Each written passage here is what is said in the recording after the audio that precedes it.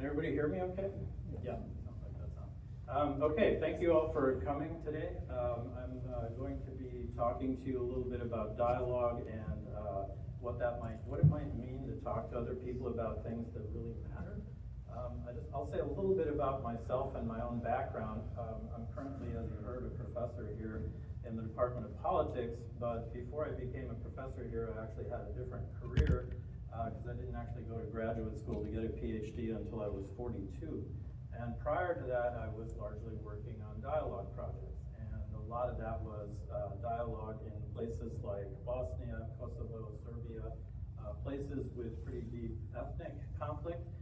So that was my initial introduction to dialogue. And I've also been involved in interfaith dialogue efforts. So that interest in dialogue starts for me as a practitioner, and then I've taken that into my scholarship and my research here at the college. So like I said, I could talk about peace building and interethnic conflict, but instead today what I want to do is to focus more on the situation that we all face as Americans and focus on the kinds of political and cultural divides that largely face us. And as many of my students are here today, and I know they know I like to put them in small groups to talk, because dialogue, if you're just sitting here listening to me talk about dialogue, it's not really dialogue. So one of the things I also want you to do today is to talk to the people at your tables. I'm going to have you do that just shortly, in about a minute. And then in the middle of my presentation, I'm going to ask you to do that again. And then at the end, I'll ask you how what I've had to say resonates with you, and we'll open up for a longer Q&A and discussion. So the first question I want you to think a little bit about and to talk about the others at your table about is to the extent to which you're able to talk to people, especially those who are different from you, about things that really matter. So not just chatting about the weather and sort of easy things, but stuff that concerns you and that you think is important. And if you don't do that, what is it that sometimes hinders that kind of talk? So take a few minutes. You might want to introduce yourselves if you haven't already done that at your table, and then just share a few thoughts about that with each other. Okay, maybe I can ask somebody from each table to share a high point from what you talked about. Sort of the topic of your conversation. You guys want to share something you talked about? Somebody?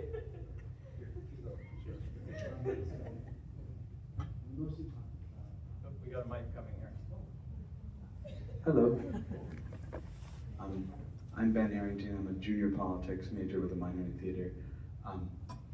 But so we were talking mostly about difference in opinion when it comes to like people who disagree, and when we kind of inject emotion and like it becomes more divisive. I know that we also spoke about there's like a bit of like a difference in generation when it comes to like younger people are having different politics than older people, and like different groups are starting to mingle in ways that like they might not coincide. Okay, so emotion is a factor and also generational differences? Yes. Okay. Another table would like to share what they talked about? We got a hand over here. Hi, I'm Shannon. We're all nursing majors over here, so we kind of answered it from that point of view, if that's okay. That's okay. Except for Kylan. But Yeah. we were talking about it in the sense of like when like delivering difficult information, like about a medical diagnosis, or like the most relevant topic we were thinking is if like a patient's family doesn't want the same thing that the patient wants, or what you're suggesting for them. So sorry if I was that. And do you have any advice for us on how you handle that? We kind of try and like pull the person aside that is trying to speak on behalf of the patient, like remind them of like what really matters and like who's more like who has the right to actually make the decisions and stuff like that. So I guess that can be like very much applied to like political conversations or any kind of conversation, because you're just trying to prioritize like the well-being of the individuals in question. Yes. Okay, thank you. Another table that wants to share a little bit? Good. Melinda, yes.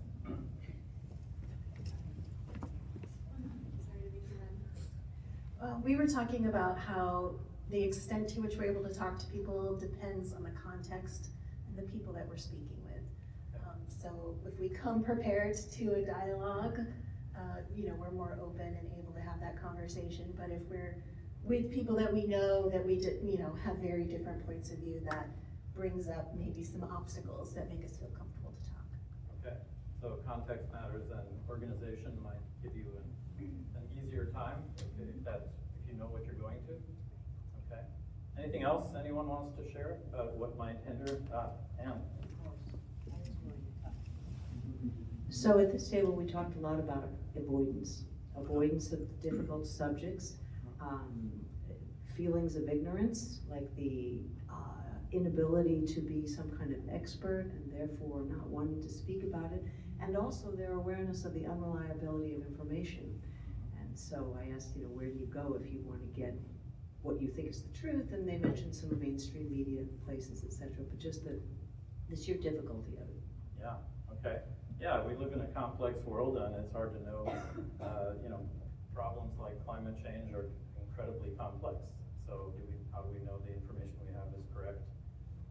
Yeah, and maybe we might be a little bit afraid, perhaps, of appearing ignorant or uninformed. That can be a factor too. Anything else that anyone wants to share? All right, so I'm going to go ahead and suggest that our current situation is characterized by at least three things. One of them is political polarization, where I think we experience the political and cultural divide as particularly intense. And I think the political polarization also is characterized by the fact that our party identity is more in line with our political ideology, and that didn't actually used to be the case. Not that many years ago, you could find liberal Republicans and conservative Democrats, but now most conservatives are Republicans and most liberals are Democrats. And then I would say that isolation is another thing that's a big challenge for us. We're around people all the time, but just because we're around them doesn't mean that we're actually connecting in an authentic way.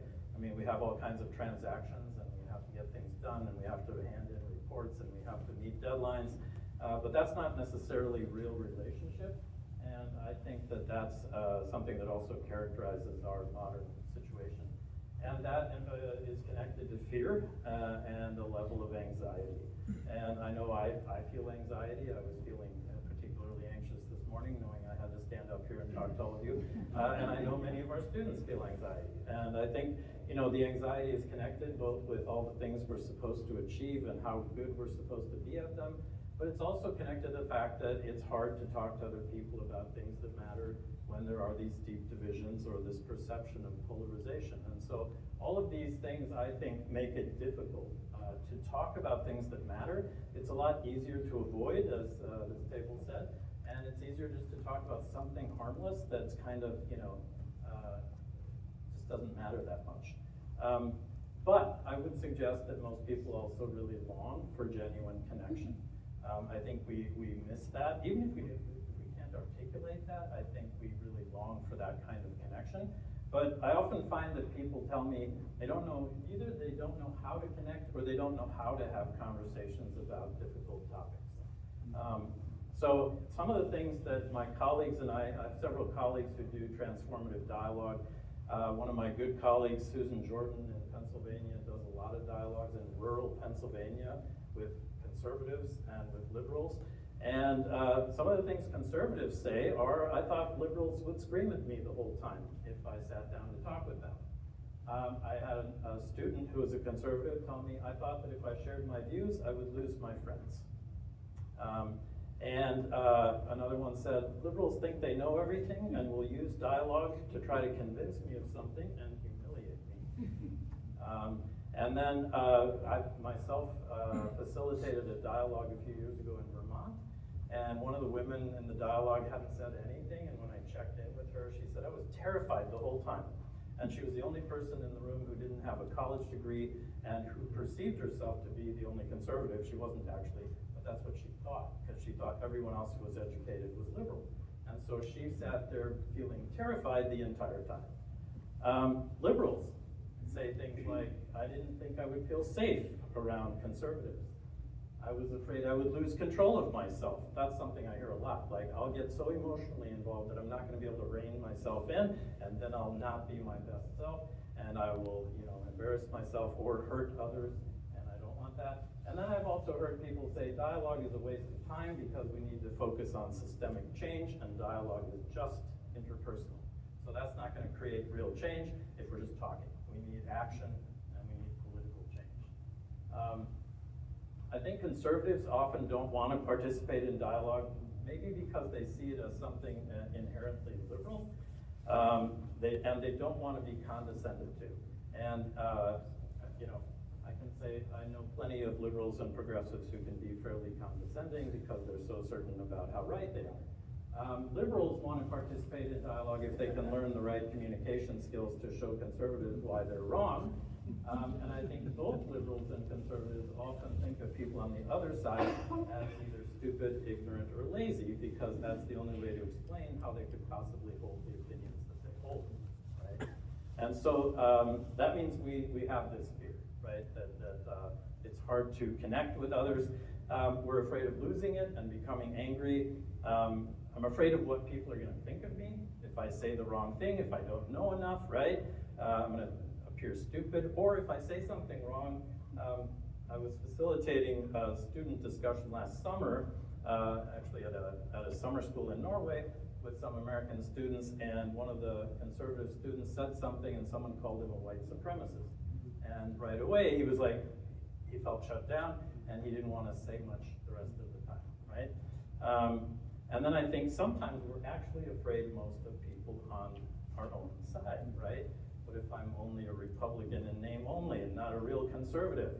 What if I'm not progressive enough? What if I'm actually a mansplainer? That would be an embarrassing thing for me to be called. I'm not going to take that risk. It's better if I just stay quiet.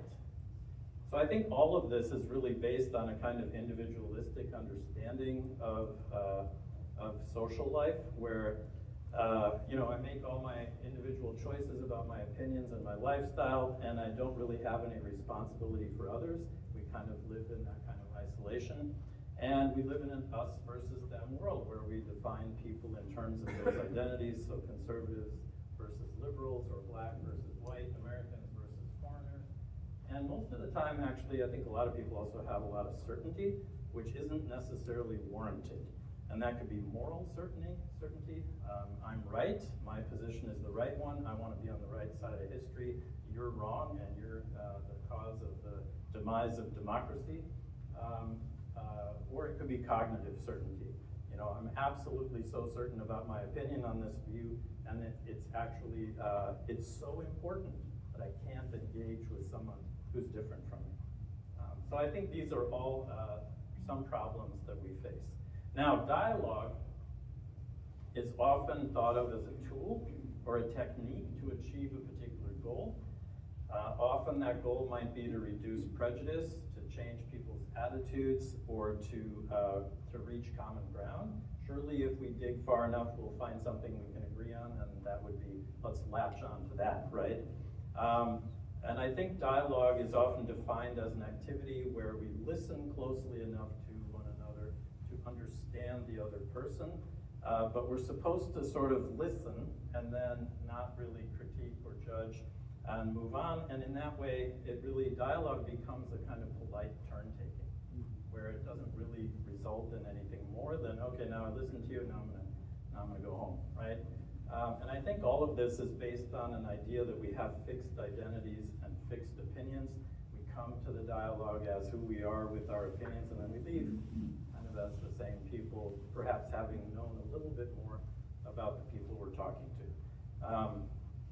And I can say that I've participated in a couple of dialogues that have been facilitated by other people where facilitators, because of all these things I've just described, they often try to control the process very carefully because they don't want it to get out of control, because if they're not controlling it, then someone might say something that's kind of volatile, and then the whole thing will just explode, and that we don't want. So facilitators often come in with ground rules that they've made ahead of time, and they say, here's how we're going to speak to each other, we're going to be polite, we're going to listen, we're not going to raise our voices, you know, and so on.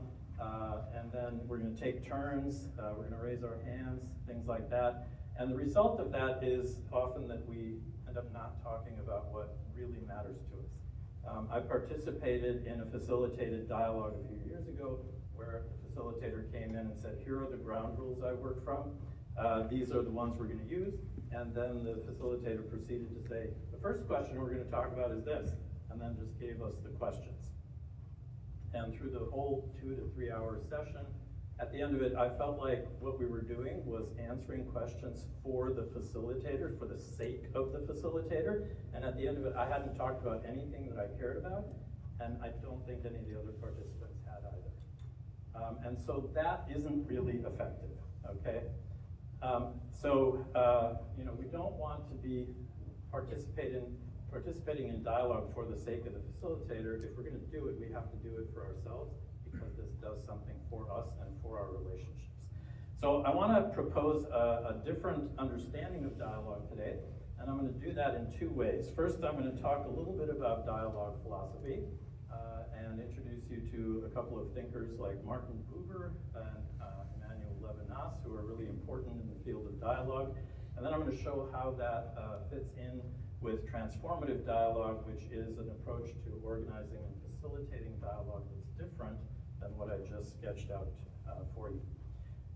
So Martin Buber was a German philosopher who published a tiny book called I Am Now. It's not a very long book. It's a complex book. I see Melinda smiling because we had a book group, and it's not an easy book to read, but it's a very worthwhile book to read. Martin Buber says that there are 2 basic words we can say, I, thou, and I, it. And the I, thou, and the I, it are not word pairs. I'm not pairing together 2 different words. These are words in themselves. And unlike words like table or podium, where I'm actually signifying an object in the room and pointing to it, these word pairs don't signify something. They actually bring about relations. So if I say you, remember thou is the informal version of you, which of course we English speakers forget. In German they have du and sie, and in French they have tu, what's the French? Yeah. So we used to have this in English, right? The you was the formal, and thou was the informal. So this is an intimate form of relation. That's why he uses the word thou. So I, thou points to a relation. It brings about a relation. When I say thou, I'm bringing about a relation. And that's one of the first points that he introduces. The I-it relation is one where I relate to the world as to an object. So I could be thinking of you as an it. I could objectify you. I could think of you only in terms of what you can do for me. And if I do that, really our relationship is an I-it relationship. And Martin Buber says, I can replace he or she or they with it, and it doesn't change anything. Because the third person pronouns are pronouns that we use when we talk about people, not pronouns we use when we talk with people.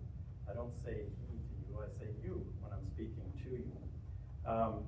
So the I-it relationship is like the third person one where I'm talking about someone from the outside objectively, right? The I-thou relation, on the other hand, is one where there isn't an instrumental goal. I don't have anything to achieve. The relation is the end in itself. And I'm not speaking about you, but I'm responding to you, and I'm speaking with you. And that's fundamentally different than the I-it. So from this perspective, I think in Buber's world, we don't just enter into dialogue when we come through the door at a dialogue event. Rather, the world itself is relational and dialogical. The I-thou relation is, he uses the word encounter or meeting to describe that kind of relation. And he says all real living is meeting. You contrast that with experience, which he says is just something superficial where you just kind of go over the surface. An experience is just entertainment, just fun. Right? But an encounter is where you really form a relation with someone on a very fundamental human level. So it's also important to realize that he's not suggesting that it's the I that pre-exists the relation and then reaches out to the other, but rather the I thou is the first thing. The only reason we can think of ourselves as a separate I is because we have first stood in a relation. And he has a really nice passage in his book where he talks about a toddler and the way that the toddler first starts to speak to other people, right? In response, maybe to the tea kettle, he says, right? Because he's hearing the tea kettle puttering. And it reminds us that human beings are not born as isolated adults who are fully developed. We are intimately vulnerable and connected to our parents first, and we learn to speak by responding to them. So all of our speech is really fundamentally a response. And we can only see ourselves as separate after we come out of that kind of relation. So the solitary I requires first that kind of I-thou or I-it relation. And he has a famous example where he talks about a tree. And he says you can think about a tree in different ways. You can look on it as a picture, maybe like an artist might do. You can perceive it as movement. You can classify it as a species, and decide whether it's an elm or a pine or a cedar. You can quantify it as data, the way a scientist would do, or you can try to explain it as an expression of an abstract general law. But then he says, it can, however, also come about if I have both will and grace, that in considering the tree, I become bound up in relation to it. And in that case, we aren't losing any of those other parts of the tree. It still could be an oak, or it could still be an elm, but there's something more to it. It's that particular tree that I am encountering. And by the way, if you noticed, this is where the name of the sitcom Will and Grace comes from, because the producers of that program knew their Martin Buber and decided to call the show Will and Grace based on this passage. Just an interesting trivia point. So basically what Buber is pointing us to is the tree versus our idea of the tree. Like encountering the tree itself rather than our thoughts about it, okay? So that's an important point. Now, Emmanuel Levinas is another important philosopher who is he has a lot of similarities to Buber, but he speaks a whole different language. So if you want to read him, he goes about it with a very different kind of language. But a lot of what he says resonates with what Buber says. And he says, my thinking about the world forms a system or a totality, right? I organize the world that I experience in a way that it makes sense to me. And I can categorize and conceptualize and fit people into my way of thinking. And in that way, I make people a theme in my thinking. So this bottom line isn't something he says, but I think, in a way you could say, if people don't fit in my way of thinking, then I have to either call them ignorant or stupid at best, or crazy and malicious at worst, right? Because I'm constantly trying to create this kind of system as long as I'm only stuck in the cognitive level. But he says that what breaks that system or that totality is the other person. The face of the other person comes in and just disrupts my systems, my totalities. And he calls the face the way in which the other presents himself, exceeding the idea of the other in me. So I may have an idea about you, but when I'm face to face with you, there's more there than what I have in my thoughts. There's something that's beyond, and he calls this something transcendence.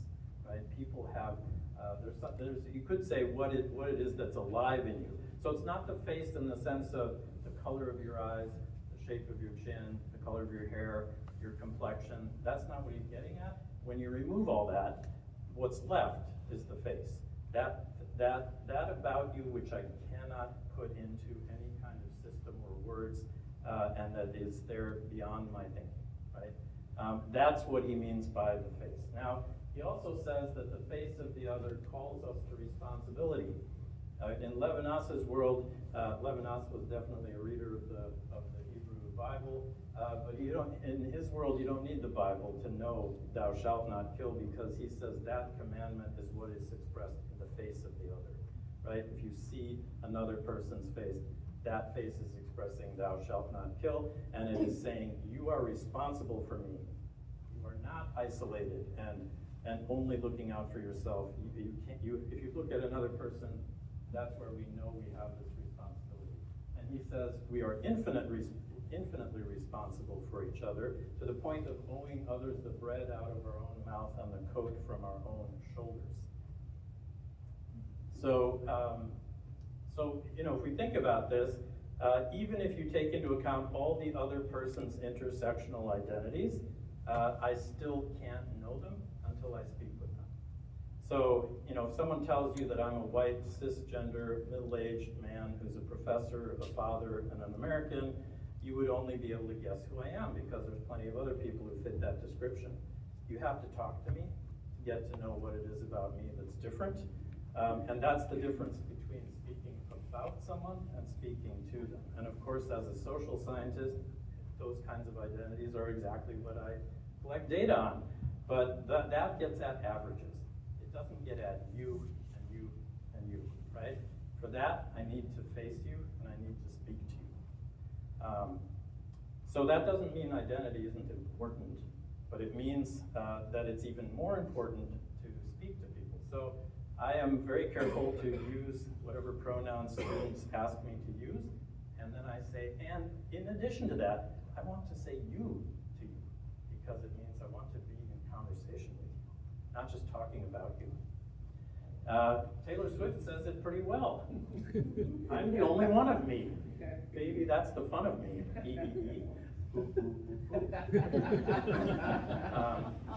So you can learn some things from Taylor Swift. All right, so where does this leave us? We might think, based on what I've just said, that we should avoid categorizing, thematizing, conceptualizing, and analyzing other people. I think Buber would say, no, it's the exalted, he has this poetic language, right? It is the exalted melancholy of our fate that every thou in our world must become an it. Meaning, I have to talk to you about you as an it, because otherwise, I can't, we wouldn't be able to function in the world if we didn't do that, right?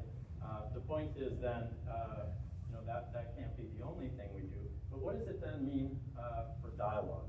Well, I think if you read both Levinas and Buber, the solution to this dilemma is that you are present in the dialogue, right? I mean, when you are there, you can speak. You can correct yourself, you can edit yourself. As Levinas says, you can come to the assistance of your discourse, right? I could be talking to you and I could say something and I could notice your facial expression and then I could say, well, that's not exactly what I meant. Let me rephrase that, right? It's an active living process and where we are present to one another. And dialogue, rather than just listening to the other in a way where we would then learn to understand each other, I'm going to suggest dialogue really happens when we respond to other people. And when I say respond, I mean when we take people seriously enough that we give them an answer, right? Here's what I have to say to you, because otherwise I'm not engaging, I'm not connecting, that's not a relationship, right? So I would say dialogue is response, and if you notice, the word response and the word responsibility come from the same root, and it does in several languages. And so I think that in responding, that is the first way that I can take responsibility for the other. The first way to do that is to say, let me sit down and answer you to what you have to say to me, right? And that's a very different way of thinking about dialogue than the polite conversation. So when I respond, I have to turn my attention to you. I have to say thou or you. I have to hear you, and then I have to take responsibility for my speaking. So I would say when I respond, I don't just answer, but I answer for myself. In other words, I say, if you were to say, well, what do you have to say for yourself? That would be my response. This is what I have to say for myself. And that's where I have to think about what kind of person am I? What is my response? How am I going to be responsible for my speech? So that means that we have human agency, and I'm going to come back to that in a little bit. Martin Buber said, it's not that you are to answer, but that you are able to answer. You can answer. You don't have to, but you can. And that ability to answer is what makes us human, I would suggest. And agency is not the same as power, because power is actually the ability to do something or to make other people do things. Agency is simply the ability to respond. respond, to decide how I want to respond to any situation that I happen to be in. One of my good colleagues who's written a lot about agency, and who actually just passed away on Friday, he often would cite Viktor Frankl as an example of understanding agency. Because Viktor Frankl wrote about Jews in Auschwitz, in the death camps, who knew they were going to die, and he says they still had a choice about how to be towards one another in the death camp, right? So even in that extreme situation, you have agency in the sense that you can decide who to be and how to respond to your neighbor. So I would also suggest that when we allow people to respond, we're also, and we are allowed to respond, we're humanizing each other, right? By saying, you can decide how you want to respond to this, right? That's a way of humanizing other people, which requires openness. So if you want to make a tagline, you could say agency is about voice and choice, where the choice also means you can say no to using voice.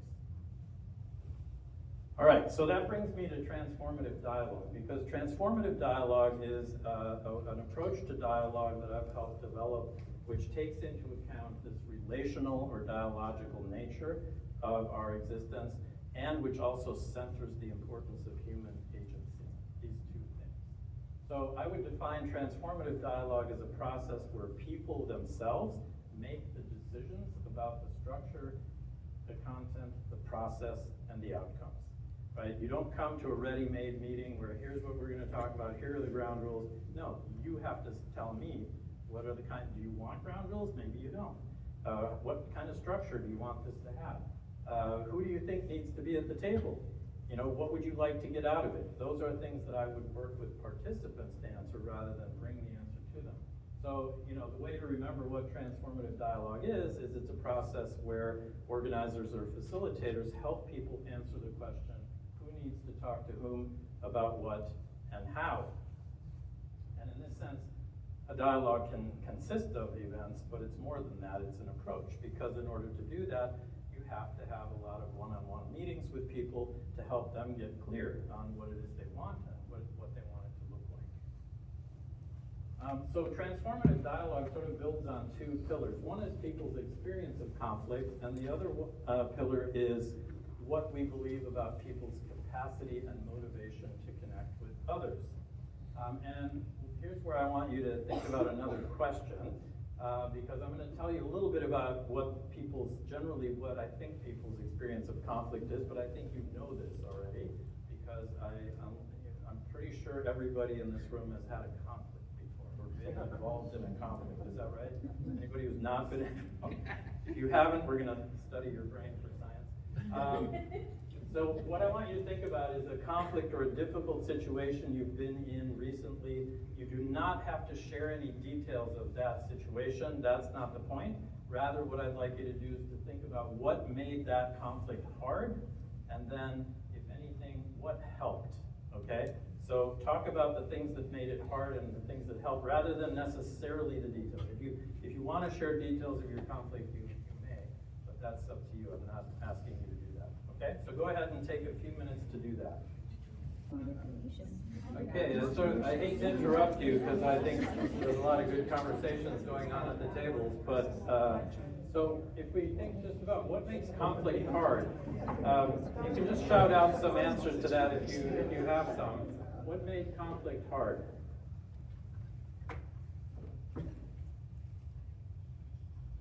Just like my students, I know you have answers, but you're not going to tell me, are you? Lack of communication, okay, yep. What else? Fear of ruining a relationship. Oh, fear of ruining a relationship, yep. Okay, yeah. Generic closed-mindedness on both sides. Okay, closed-mindedness on both sides. What else? Missing information. Missing information, yep. Yeah. This kind of goes with closed-mindedness, but it's strong. Strong opinions, yeah. And then we had a hand here. Fear that if I listen to you, that I'm somehow abandoning my principles. Ah, fear of abandoning one's principles. That's a good one. Yeah, Kylan. Oh, force, yeah. Yes, yeah. Yes? Hierarchy or power structure. Yeah, hierarchy or power structures. Very good. Natural tendency to want to win. Yeah, of course we want to win. I don't want to look like a fool. So I want to win. Yeah. and History, long history. Long history. Yeah. Yeah. Good. What about the second question? What, if anything, helped? Oh, was there another hand? I was just gonna say, Oh, the way that it's delivered, especially in our generation, oh, it's way different than. social media and text. And, yeah, yeah. It can be kind of hard sometimes, to interpret how to, what people mean when it's a text or an email. Like, what's the tone here? And sometimes, humor gets lost completely, so that can make it hard. Yeah, very good. What about what if anything helped? What were some of the things? Yeah.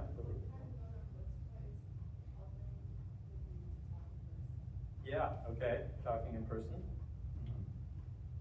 What else? Neutral ground. Neutral ground, like the place, you mean? Yeah. Okay, yep. Learn to listen. Learn to listen, yeah. Since you mentioned text, when you're in person, thinking about your body. Oh, yeah. You're communicating more with that, what you're saying. Right, that's a great point, yeah. Coming into it with the expectation that the other person might have good points, and you might not be correct. Okay, yeah, so if I can kind of remember, I might have something to learn here that might be helpful, yeah. Being able to see the perspective of someone else based off of their situation. Okay, yeah, maybe there's a reason for their behavior, yeah. We said like being curious. Okay, and just being kind of curious, like- yep. Brooke? Yeah. Kind of going off of your point, like reaching a common understanding rather than a compromise. Okay. Yeah. There's another hand here. I mean, sort of related to some of this, but just not assuming the worst in the other person. Right, okay, so withholding judgment and entering into the conversation with some openness. Yeah, that can be hard, because, because we often have a lot of emotion connected to that, which somebody I think said earlier. Well, let me show you a little bit of how we think about conflict when we do transformative work. There's transformative dialogue, there's also transformative mediators.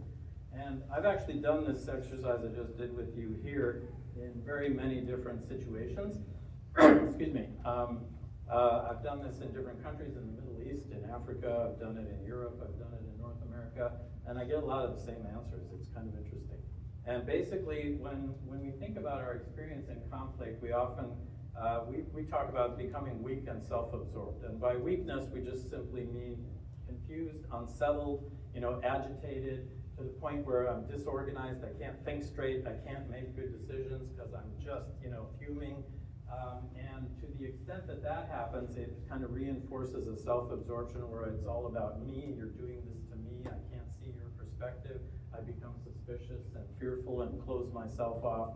And these things are mutually reinforcing, and it just contributes to this negative spiral where conflict becomes dehumanizing and destructive.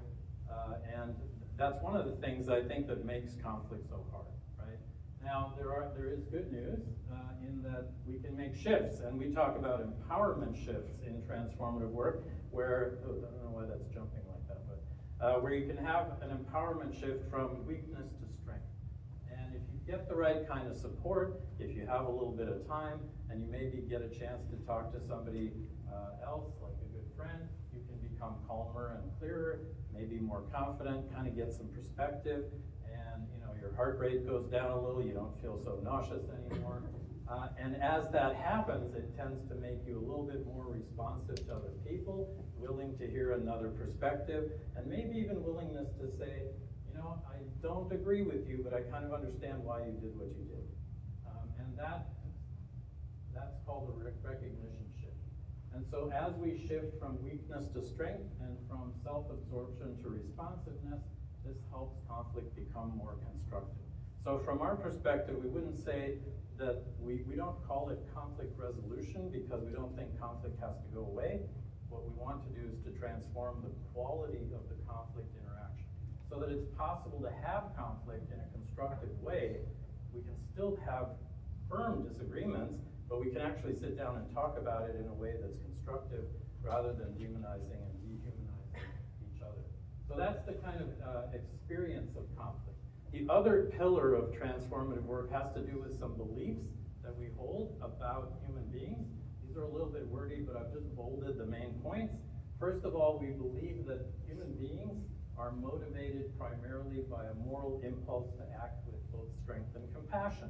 That we don't always act with strength and compassion, but in the very kind of fundamental part of our nature, that's what we want. We believe people have a capacity for self-determined choice and responsiveness to others, even when they are confronted with difficult circumstances, including oppression, right? So I can't make a choice for you better than you can make for yourself. And so I'm not going to try to do that. And then we see conflict as a crisis in human interaction rather than as a problem to be solved. And that the product of a conflict intervention, if I'm a facilitator or a mediator, what I'm trying to do is to change the quality of that interaction. So I'm working on the relational level, trying to improve the relationship, not trying to solve the problem, not trying to reach agreement, not trying to find common ground. And that's a pretty different way of approaching conflict, because the facilitator that I was describing, who facilitated the workshop that I attended, that facilitator's goal was probably to get people to reach common ground, to find solutions, and that's why that facilitator did what they did. If you have these goals, you're going to have a different practice, because the premises that you start from, what you believe about people, mean that you have a different purpose, and that means you're going to have a different practice. And so transformative practice is fundamentally different, because we're not trying to mediate agreement or common ground. So what does a facilitator who works transformatively do? They support people in making decisions without supplanting that person's agency. They support but never supplant each person's interpersonal perspective taking. In other words, I support you as you consider why the other person is doing what they're doing, but I'm not going to tell you how to do it and say, now listen here, you better listen to what she's saying, right? I'm not going to do that, but I'm going to support you so you feel like you've got someone next to you who's for you, who's in favor of you. You support people's choices about who to talk to, what to talk about, and when and how to do it. And that means that if people say, no, I don't want to take part in dialogue, then you respect that no means no. That doesn't mean you don't come back later and say, you want to rethink it, but you don't push people. Now, come on, just give it a chance, right? We don't do that. We just say, I understand, this is hard, and I'm not going to push you into something you don't want to do, okay? And I'm transparent about who I am and what I'm doing, so I inform people about how I work and what I'm trying to accomplish. And then, and finally, I recognize the range of points of view that exist within identity groups, and I don't try to assign identities to people. So even though I used the terms conservative and liberal earlier, if I was organizing a dialogue, I wouldn't start by saying, okay, so let's see, you're one of our conservatives, you're one of our liberals. I would instead let you define how you want to be seen, and because I'm open to the fact that you might change your mind about a whole range of things. And I know from experience that if you have a room where there's half liberals and half conservatives, all the conservatives are going to say more or less the same thing, and all the liberals are going to do the same. But the minute you put the conservatives in a room by themselves, they've got as many different opinions as there are conservatives, and that's true of liberals too. So that means I'm not going to try to pinpoint what people's views are, or even who they are. So I was advising a dialogue project in a town in New York a few years ago, and one of the participants said, oh, you know who's not here? The Hispanic community isn't here. Maybe you should go talk to somebody from the Hispanic community. And they told me the name of someone. And I went and talked to this person, and she said, there's no Hispanic community. There's a Guatemalan community and a Salvadoran community, and a Mexican community. And we are not one community, and we don't go to the same church, and we don't hang out together. And I was like, noted, right? Let them decide who they are, right? Instead of assuming that they are a Hispanic group. What we don't do is to bring in our own ground rules or identity labels about who we think people are. We don't assume that there's one conflict with two sides, because that's almost never the case. Conflict is far more complex, and people, even within one dialogue, may find themselves on different sides of different issues, even in the same dialogue. We don't avoid, or we don't seek agreement, rather, but we go for the heat. So when there's disagreement in the room, other facilitators might say, all right, well, let's move on to something maybe we can agree on. I would say, nope, I would go right for it and lift it up and say, here's where you disagree, so that you can talk about it and gain clarity about that. Also, we don't reframe or paraphrase what people say, so I wouldn't say, for example, now I think you're just being frustrated because you want someone to understand you better. I would repeat exactly what you say. Right? So, and that goes even to the point, in some cases of racist speech or of people using language like, you're the biggest idiot I've ever seen. I might reflect that and say, so you're saying she's the biggest idiot you've ever seen. Why? Because it holds a mirror up to people. And then you can see yourself in the mirror and say, often when you do that, people will say, well, maybe not the biggest idiot, I'm just, and then they correct themselves. They come to the aid of their discourse, as Levinas says. But if you shut it down or say now, then you're going to get some smoldering resentment that is not going to help people transform their views.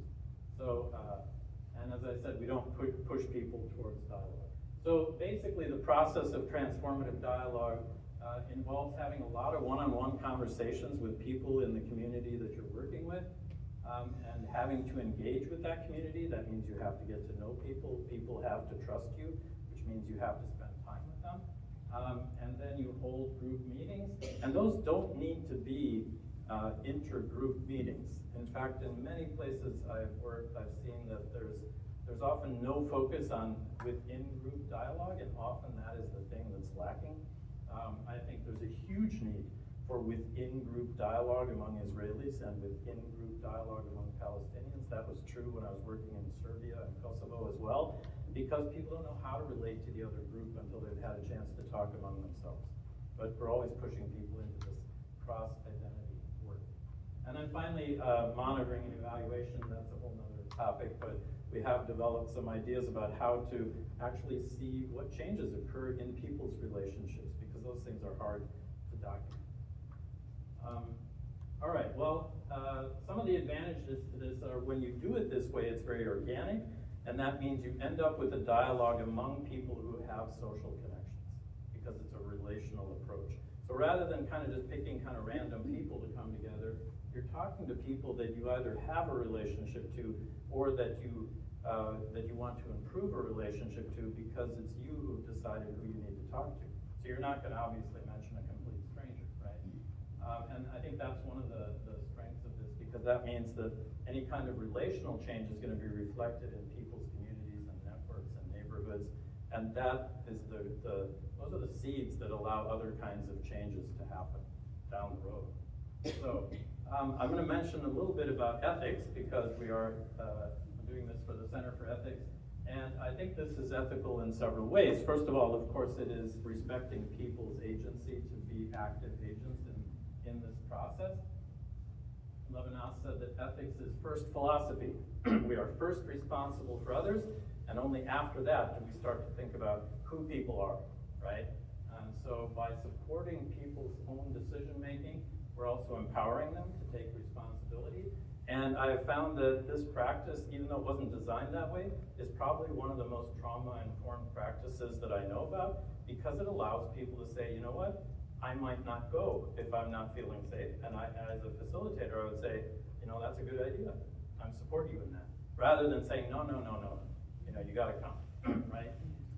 And the co-creation process means it's context specific. And because you're not working with preset ground rules, I think this avoids a lot of problems like tone policing, color blindness, and stereotyping, which are things that come up in anti-racism work. Because if you are telling people you can't raise your voice, that's then favoring certain cultural habits of interaction rather than others. And I'm going to say, I don't know how you're comfortable interacting, but if you want to yell at each other, that's okay with me. I can deal with it, but are you comfortable? That's the question, right? So I'm not going to tell people how they should talk, So I think those are some of the ethical imperatives here. I do have a copy of this book which goes over a lot of the model of transformative conflict, and there are case studies in the book from a lot of different situations, like you can see here. And we also do have a network of practitioners that I just want to mention, because if anybody's interested, the Institute for the Study of Conflict Transformation has webinars and trainings, both online and in person. And there's a website there that you can look at, and an email address for me if you want to reach out with any questions. We still have 15 minutes though, and I want to do the third roundtable thing, which will then lead us into our kind of plenary discussion. So I want you to just consider how is what you've heard today resonate with you, and what questions do you have? So maybe you take a few minutes at your tables, and then we can open up for discussion. Okay, let me ask if there are questions or comments. I'll just point out that that clock is about 3 or 4 minutes past, so we do actually have more time than what it looks like. Any questions or comments that came out of your discussions on the tables? Yes? I have a question. Today, quite a few of the problems come within a group you already know and are very close to, your family or your work group. And it seems that is a different way of handling that, because either you totally disengaged, and no one really wants to do that, although it happens quite often. So how is that different than working with a diverse group of people that you don't really know? Well, I agree with you that that's probably one of the more challenging situations. I have a colleague who way back in the day said to me, if you've worked for 7 or 8 years with interethnic conflict, you might be ready to try divorce mediation, because it's so much more emotionally engaging, because it's personal, right? And there are long-term patterns of behavior that are difficult. But I do have a colleague who does that kind of family group mediation, even in child welfare cases, and there's a chapter about it in the book, actually. So I think with the right kind of support, and if people are willing to enter into a conversation, there can be changes that happen there too. Let's see, there's a whole bunch of hands. I'm not sure where. I think Lila was first, but we'll go there. I have the microphone though. I'll pass along. Yeah. How do you think about the relationship between transformative dialogue and negotiation? Does it have a role in it? Is it before it? I'm just curious. Well, I would think of negotiation as being fundamentally transactional, just by definition. So when you're negotiating, you're trying to reach some kind of outcome, and I think dialogue is more about relationship.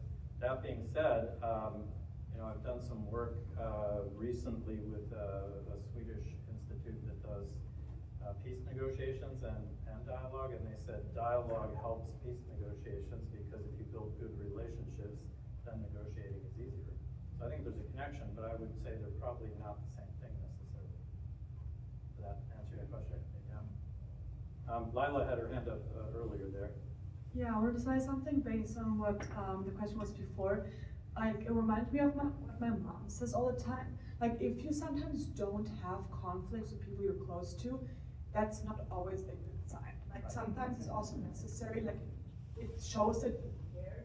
So I think if you never have conflicts with with family or with friends, or maybe why you do have conflicts because you actually want it to work out, and like you will never be 100% on the same page anytime, anywhere.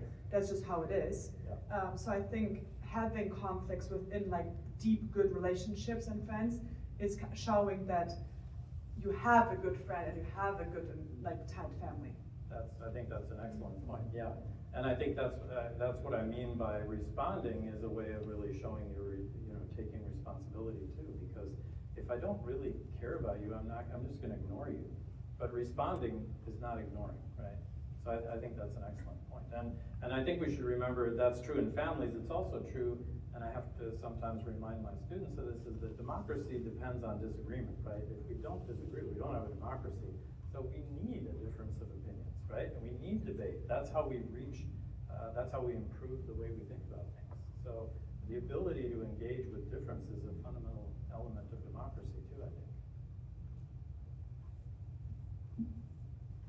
you got my attention when you shared your impression of the facilitator who set the ground rules, willing to meet his own needs. I've been accused of that in one of the groups that I facilitate, so I certainly took that to heart. And ideally, and this group is a revolving group of participants, so we don't have a sort of a shared agreement or contract that we have to establish. We don't have the time to establish it every time. So I want to just go a little deeper in asking about how you approach things like interrupting or sharing bandwidth, people who dominate. And I'm talking about a group, not just one-on-one. Do you ever opine about that in these groups when people are interrupting or dominating so that other people can't participate? Right. I mean, so one of the, that's a great question. There's a Russian philosopher, Mikhail Bakhtin, who says dialogue is about interruption.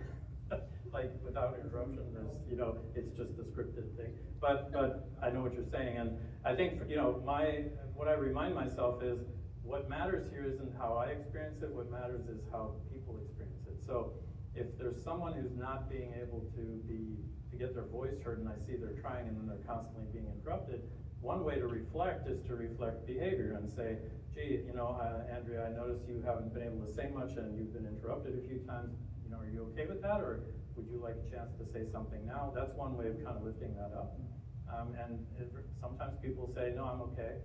Other times, and I might do that in a break. I might not necessarily do that right in the middle of a setting. I might go up in a break and say, are you okay with the kind of interruption you're experiencing?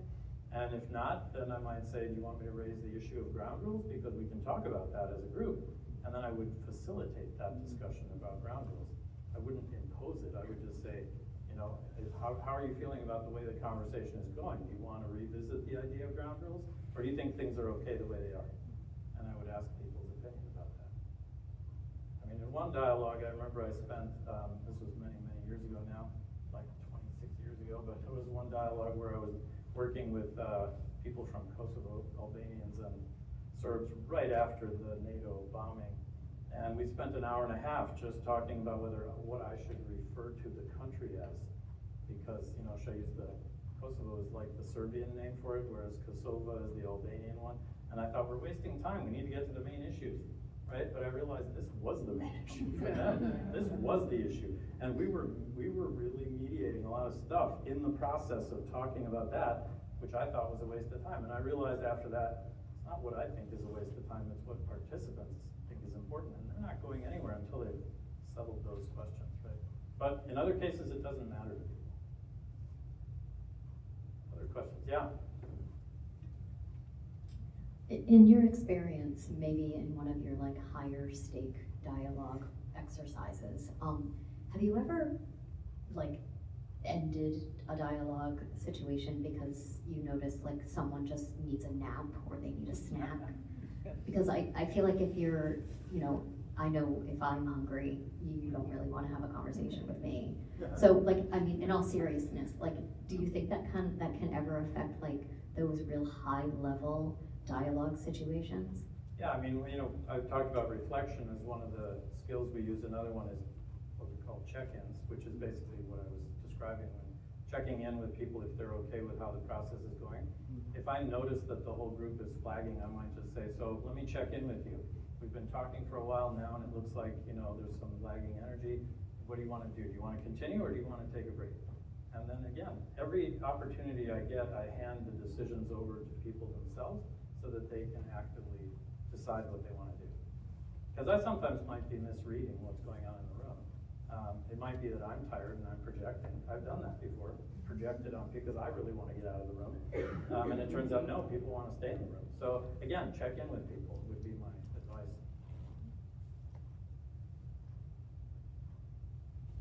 Other questions or comments? Yeah, I'm reluctant to ask a question because I missed the first week, and I feel like you that's okay. You're allowed to ask a question. Sorry about that. I was thinking about because I raised the issue of history. Like when you have a history with somebody, and there's a long, ongoing history of conflict, we know that conflict may not resolve, and that's okay, we're okay with that, we just wanna transform the discussion and the relationships.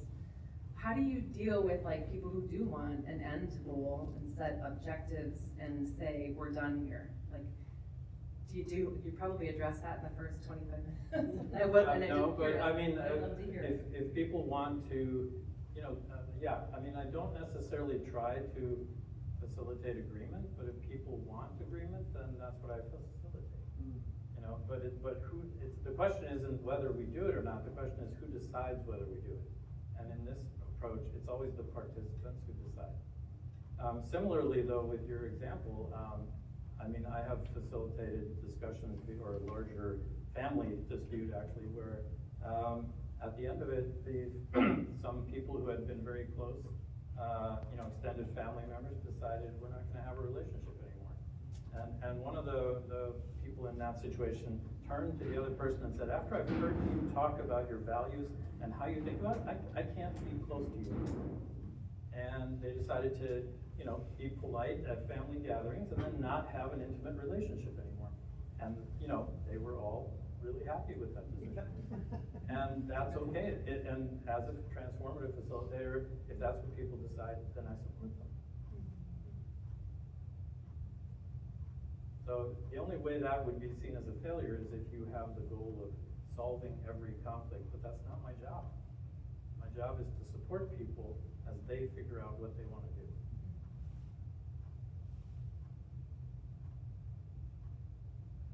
Any other questions?